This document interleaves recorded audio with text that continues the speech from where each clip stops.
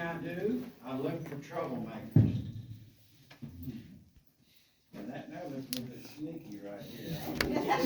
Something's all right there. Now you guys in the back row, if y'all want to stand up, y'all can stand up, lean on the railing or sit on the railing, you guys right there. Now when we get to the other side, these guys will have to turn around, okay? All right, before anybody can go underground, the mines has to be firebossed by a certified person. Someone comes in early, checks for methane, carbon monoxide. We take a look at the roof and the rib to make sure everything's safe. We don't have to do that here because we don't produce coal, but we still do. Every morning, one of us comes in early. We got date boards throughout the mines. We'll put our date and initial. Now, I'm going to show y'all how they mined coal way back in the 1800s. Now, I wasn't here, guys, all right? Y'all give me a break now. Today's coal miners are wearing a strap with a battery. It's mostly all remote control. This mines was a pick and shovel all the way. There was never any electrical equipment ever used in his mines. We're going to show you some on the other side, but it was never used here. The mines went under the city of Beckley for 7 miles in diameter. Now they had to take a pick and pick out that coal and shovel it on these cars. That coal seam, 28 inches high. That's what they were working in. They wasn't standing up like me. They were working in 28 inches of coal. I'll explain it to you more as we go on up. The company made the miners work 12-hour shifts.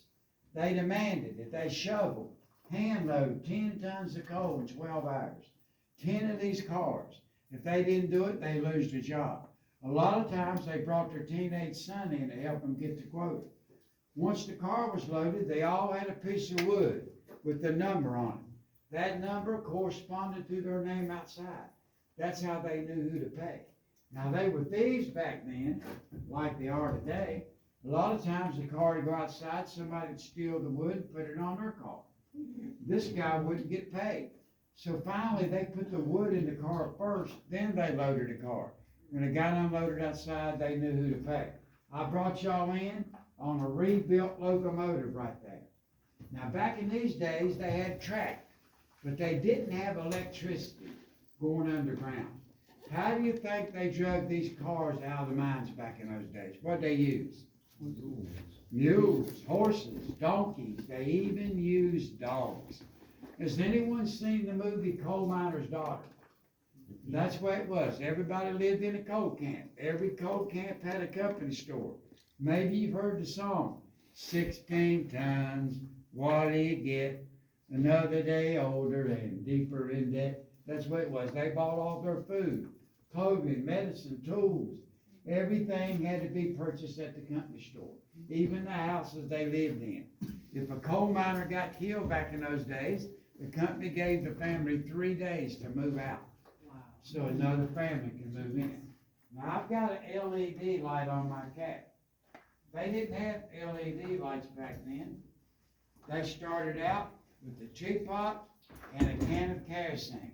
They'd empty the kerosene into the teapot. It would fit on their cat. They would ignite it. It'd be an open flame. Now what's going to happen if that flame hits a pocket of methane? Wow. A lot of methane, there's going to be an explosion. This light only lasted about 3 hours. They'd have to relight it again. All right, guys. Bear with me right here just for a second.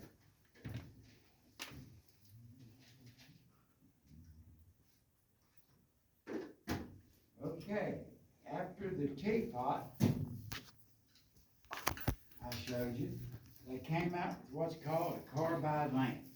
This is carbide, this is water. When you mix water with carbide, it forms like a settling gas. We got any welders on here? Oh, there's a welder back there. All right. Now you see that gas coming out of there?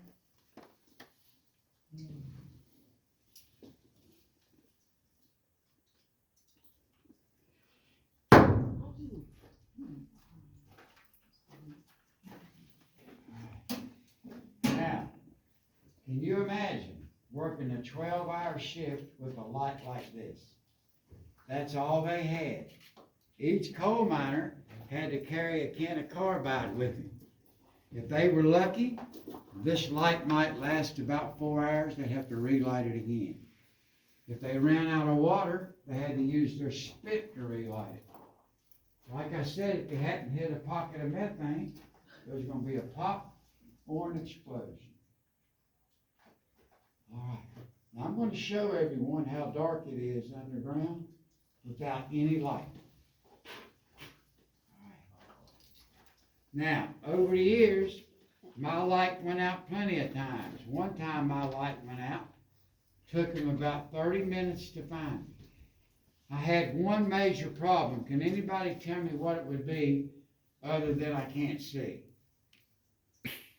What would be my biggest problem, you think? No bathroom? Well, I don't have to have a light to go to the bathroom. Can't work. Well, that's true, you can't work. Now, you got to stay still till they find you. You can't see your hand in front of your face. I got some city slickers on here, don't I? I had to worry about a rat crawling on me. Oh. Now, y'all came here to hear about those rats. I'm going to tell you all about them on the other side over there, all right? Oh. Okay.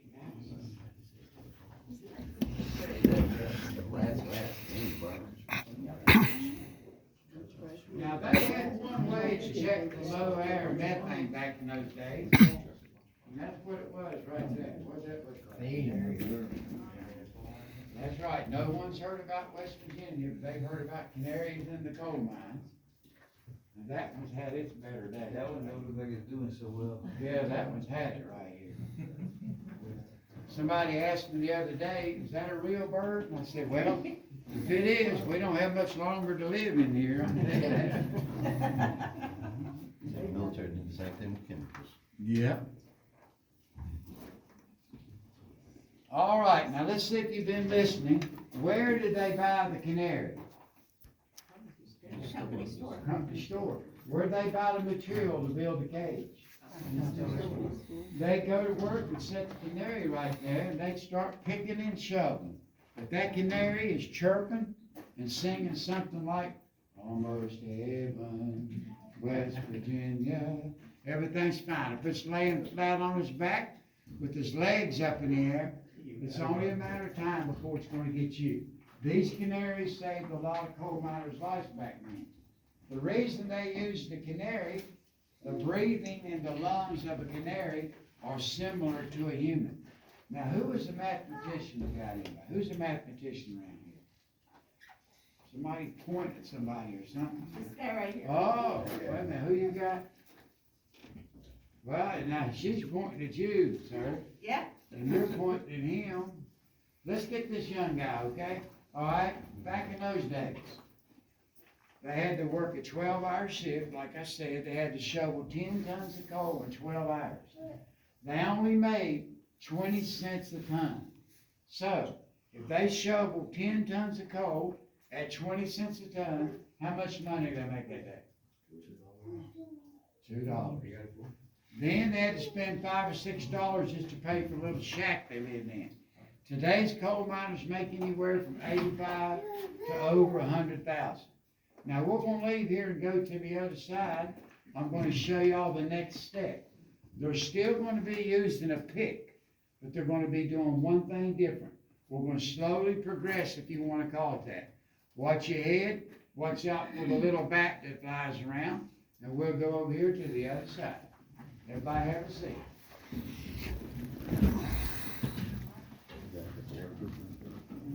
I don't like that. I don't like that.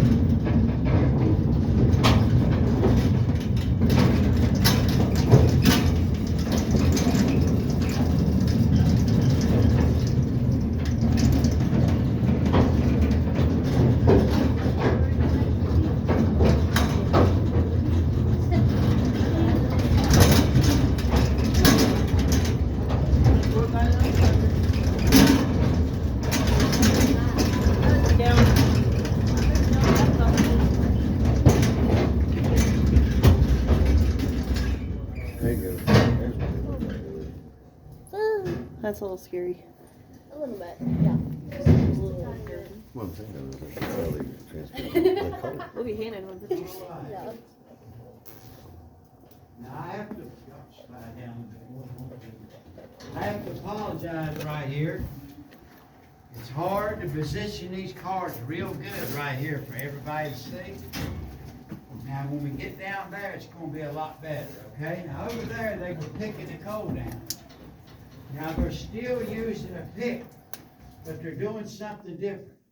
Instead of picking down, those poor guys are laying on their side. They're picking underneath, 3 feet in, all the way across.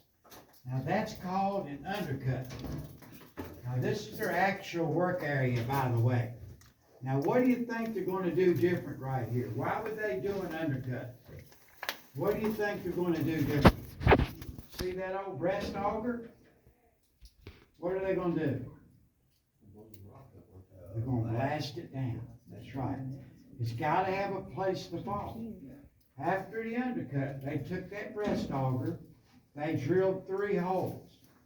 They reached in their pocket, they got out their little balls of black powder with their fuses, which they purchased at the, they shoved the black powder in the holes, the fuse wires would be hanging down. Now, back in those days, they had to go look for dirt and mud, anything they could find to shove in behind that powder to make it tight, using a wooden stick. That's called tamping it up. Why would they do that? Bigger explosions are actually. There you go. If it didn't do it, the shot would blow through the hole and the coal wouldn't fall down. After that, there'd be a cable going around the corner with the battery. They'd wire it up and scream real loud, just like they do today. Fire, fire, fire in the hole. That gives everybody a warning there's gonna be a blast. They blast the coal down, the old mule shoves the cart there, the guy shovels all the coal up. The process starts all over again. Now, if the animal didn't have enough room to work, they would blast that rock down at night and get it out of the way so the animal would have enough height. They didn't care about the coal miner. They wanted to make sure the animal was comfortable. Now, I happen to be a certified shot fireman. I've blown up a lot of stuff in 43 years, believe me. But I'm not a terrorist now, okay? But I've blown up like a roof over your heads for big equipment to go underground. I put off as much as 300 shots at one time. We didn't have to go look for dirt and mud. We used these little sticks of clay. They're called clay dummies. You stick them in a hole and tamp it in. The reason we call them dummies, you gotta be a dummy to go in that hole, knowing you're gonna get blown up. All right, guys, now we're gonna drift right on down here to this next stop. Y'all can see the city right there. It looks like he's had a bad day. Yeah, I would say so.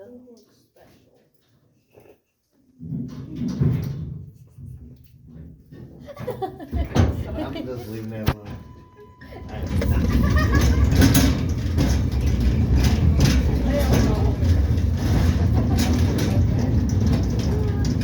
There's their lunch pail.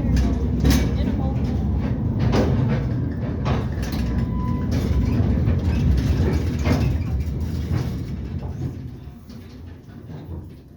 How long is this video you're making? He's doing it for YouTube.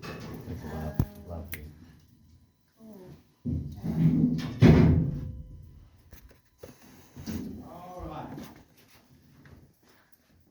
Now, everybody's gonna get to see what I'm gonna do right here in just a minute. You guys in the back row, if y'all wanna stand up, y'all can stand up right there. You can stand up, don't bump your head, sir, see that big old, don't bump your head. You guys slide down a little bit back there, y'all can see better. This is about the best as I can position these cars. I try to get them to let me come in here and blast all this out of here so people could see better. They didn't like that idea. All right, now back there, they were laying on their, doing the undercut. They finally invented a cutting machine. It looks like a chainsaw turned over on its side. They turn it on, they can do that undercut real quick. That breast auger, now they got a hydraulic drill. So things are starting to get better. Okay, now. Now, every time I do this, some adult will blurt out the answer. Now, we got those are, I think they're too little. But we got one back here. Let's see if he can get what this is. What does this look like to you there, buddy? What does that look like to you? Good job. Didn't take him long, did it? Skateboard scooter. When I first went underground, my boss was riding around on one of these. He had a big cigarette sticking out of his mouth. There wasn't any rules or laws. If you went in and got out good, if you didn't, they didn't really care. 1970, he was riding around on it. Now, they were obsolete in 1970, but he liked it so well he kept using it. How does it work? You just put it on the track. If you want to go somewhere, you put your knee right there and hold on and push with your leg. Now, I used to demonstrate that, but this past December, I had a total knee replacement. So I can't get down like I used to, but y'all understand how it works. Now, we're going to get a little bit serious, then we're going to have some fun. Over your head is 125 feet of mountain. In other words, if I drill a hole right here, we go up 125 feet, you'd see daylight. Those things over your heads are called roof bolts. Those roof bolts is what's keeping the rock from falling on your heads. Now, I've put up thousands of roof bolts in my life. Not with this machine. That machine's really old. 1930-some model, never used here. Only one man could operate that machine back then. Today's machines are 4 times as wide, and you've got a guy on both sides of the machine drilling the holes to install the roof bolts. But the idea is the same. You have to have a piece of drill steel with a sharp bit on it. It would fit right there. That's called a drill head. He'd raise it up with the hydraulics. There's another lever he'd use to let it cut.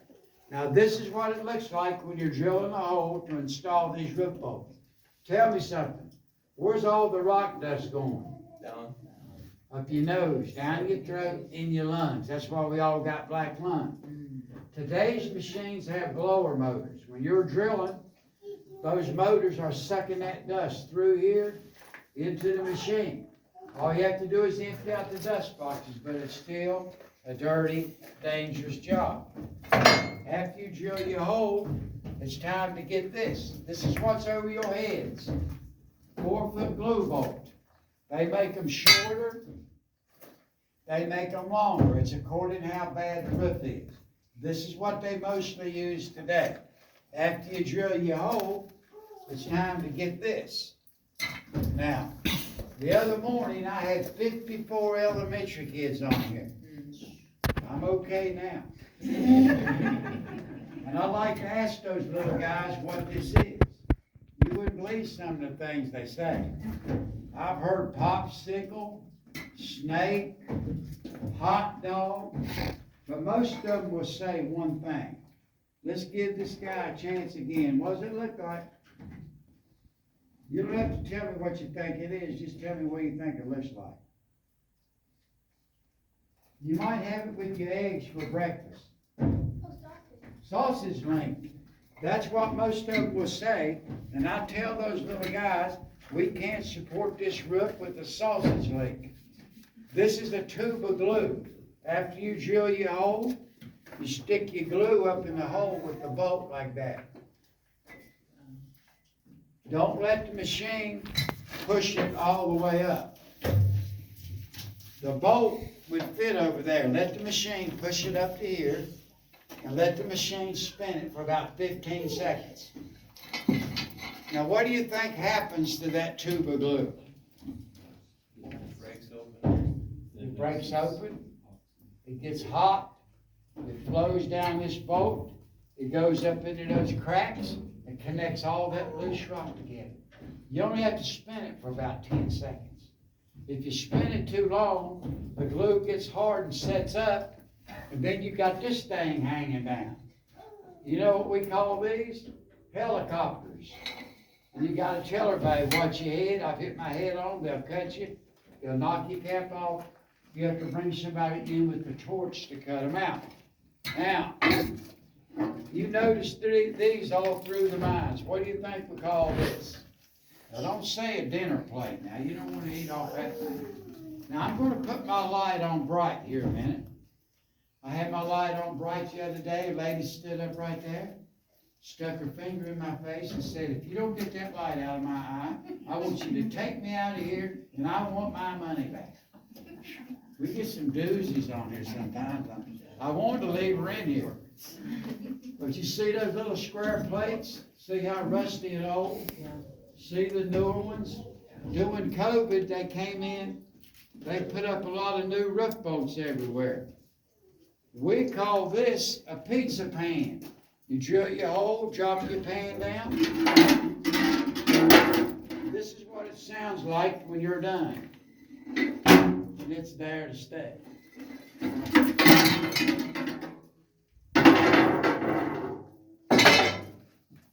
All right, now this is called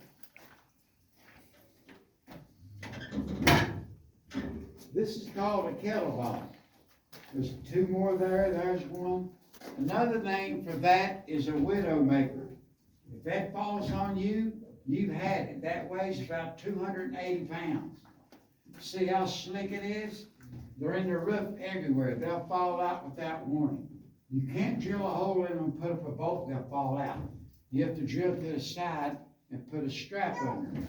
Who can tell me what that actually is right there? What is that? Rock. Not rock. You got it. Now you're naturally smart.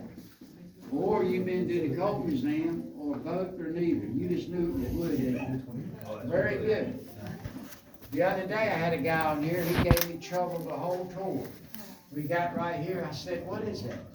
He stood up in front of everybody. That's a petrified tree stuff. I said, well, sir, you're pretty smart. Or maybe you saw it up at the coal museum. I hadn't been to any coal museum. He got mad. When we got outside, they told me he was up there 2 hours studying everything. So I called him in a lie. That's a petrified tree trunk. What is coal? Coal is vegetation that's been under water and pressure for thousands of years, and it turns into coal. That's why you can find fossils in the mines. We got mushrooms growing around here. Where you're sitting at used to be vegetation, and it turned into coal. What's this? Lunch pail, lunch box. Now, coal miners like to be sophisticated.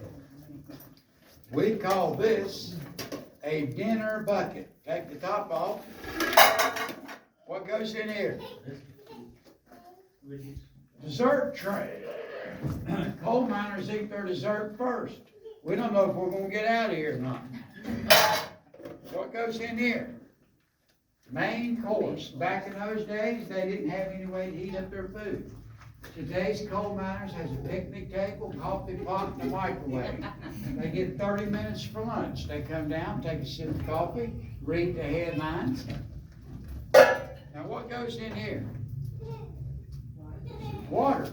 They had to bring their own water. They'd fill it up to here. Let's pretend we're back in the 1800s. That's a dinner hole.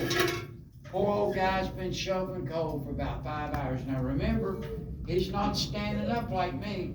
He's working in that coal seam right there. He crawls down here to get a drink of water. No water. Somebody stole his water. He went home and told his wife, honey, I'm so thirsty. She said, what's the matter? They stole my water again. She got angry. She said, how many times I got to tell you? Put something in the water to keep those guys from stealing it. Finally, that's what the old timers did. They put their old choppers in there. They didn't have to worry about anybody stealing their water anymore.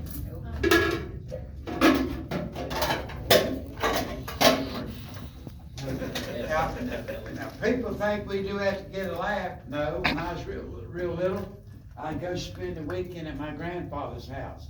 My grandfather was a coal miner. He came over on a boat from Italy. My dad never went underground. He ran a grocery store and sold used furniture. I go up there on weekends. My grandfather gave me chores to do. I remember every Friday night at 9 o'clock, they'd all get a cup of coffee and kick back and watch Gunsmoke. Gunsmoke still comes on around here every night at 9 o'clock. I looked in his bucket for a snack. His teeth were in there. I believe he soaked them in there all night. Now what we got up here? So there it is. mines I ever worked at has rats. We don't have rats here because we don't produce coal. If we produced coal, there'd be noise and food. The rats would come, the miners would feed them. The rat is a friend to the coal miner, just like the canary over there. They have a keen sense of smell and hearing, and they're smart. I've seen these rats take their tail and lift the lid right off that dinner bucket. I'll be having my lunch, I see a rat crawl by dragging a sandwich. One of those little Debbie cakes. They love those little cakes. Sometimes they'll look over at you like, that's right, what are you gonna do about it? Nothing. You see a bunch of rats take off running toward the outside, there's something going on. There's either smoke on the way or the roof's bad. The rats always knew that's why the miners took care of it. Now, we're in a drift mines, we went straight in. There's slope mines when you go underground like this. Then there's shaft mines. I've worked in a shaft mine where 30 men get on an elevator and go straight down 1,500 feet. Down there, the methane's really hot. You have to have a lot of ventilation to keep that methane swept away. A couple more things, guys. That's called a supplementary roof jack.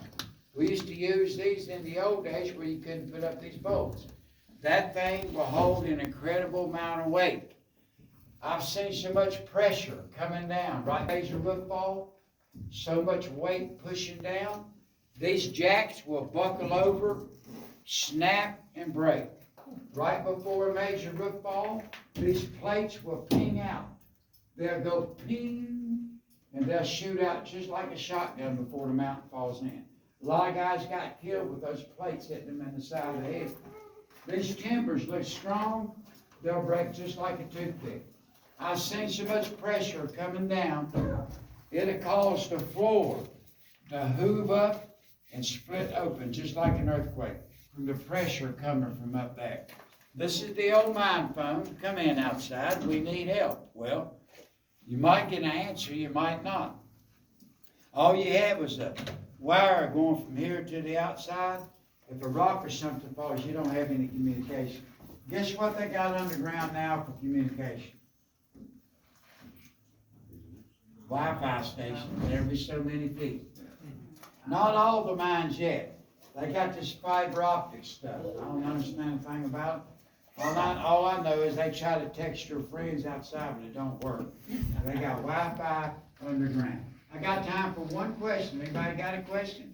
Well, if we get outside, I'll be glad to answer any questions if I can. All right, guys, now, we don't have tip jars here. If somebody wants to give a tip, that's fine. As far as black lung goes, I do have black lung. Now, people say Mike don't have black lung. He moves around too good. Well, what I do is I try to keep my lungs expanded. If I'm not doing these tours, I try to stay active the best way I can. I'll turn 75 next week. Most of the guys I work with are gone. A lot of them are on oxygen. One guy I worked with, we rode to work together for years, he's waiting on a lung transplant. So I consider myself fortunate and blessed that I'm able to do what I'm doing. All right, guys, y'all have a seat. Now, as soon as we get outside, make sure you turn around and see where we're coming out from. I'm going to take y'all all the way around the mountain by the pool and the water slide, okay? Thank you very much. It's been my pleasure to be y'all's guide today. Thank you, Mike. Thank you.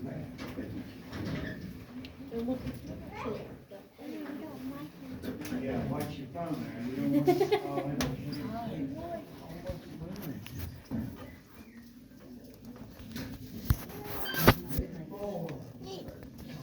Just gotta look at everything. That's all you gotta do. It's not actually that cold down there. It's not. It's pretty chill.